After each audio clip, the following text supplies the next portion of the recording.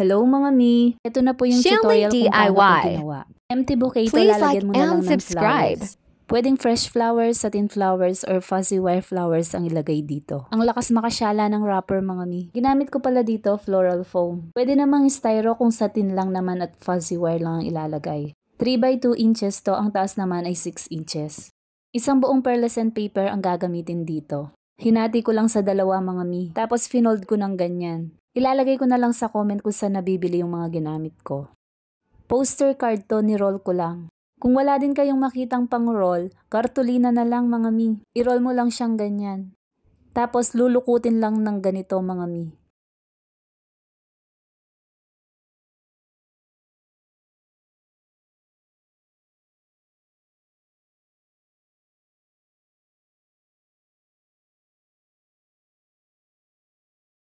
Dalawa ang gagawin natin ganito.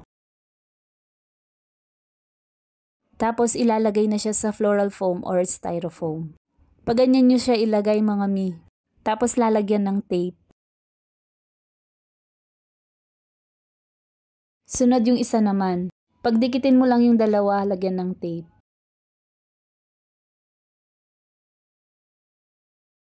Paper type tong wrapper na to mga mi, makapal siya.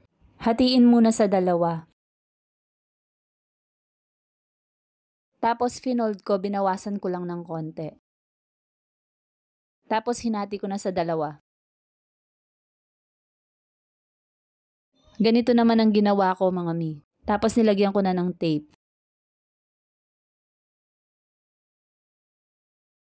Tapos itong kalahati, hahatiin ko ulit sa dalawa. Hindi ko na siya babawasan mga mi. Lalagyan ko muna yung likod.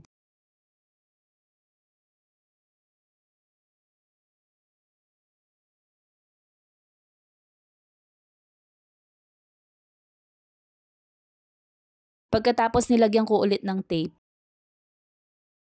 Sunod yung harap naman ng lalagyan mga mi.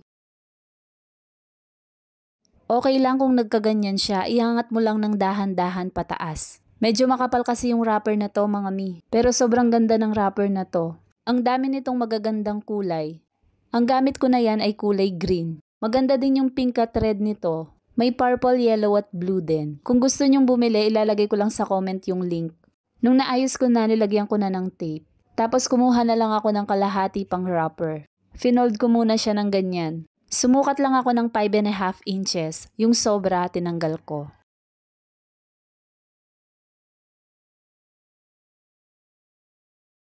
Tapos hinati ko na sa dalawa.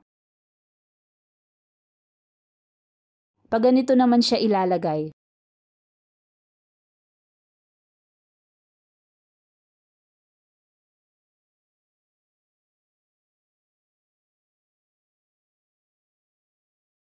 Yung isa naman sa kabila natin ilalagay.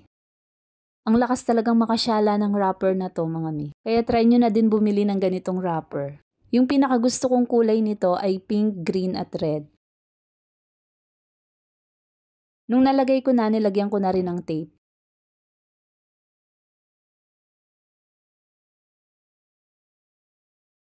Tapos inayos ko lang ng ganyan para bumuka siya ng konti. Tapos nag-ribbon na din ako. Simpleng pag-ribbon lang ulit ang ginawa ko dito.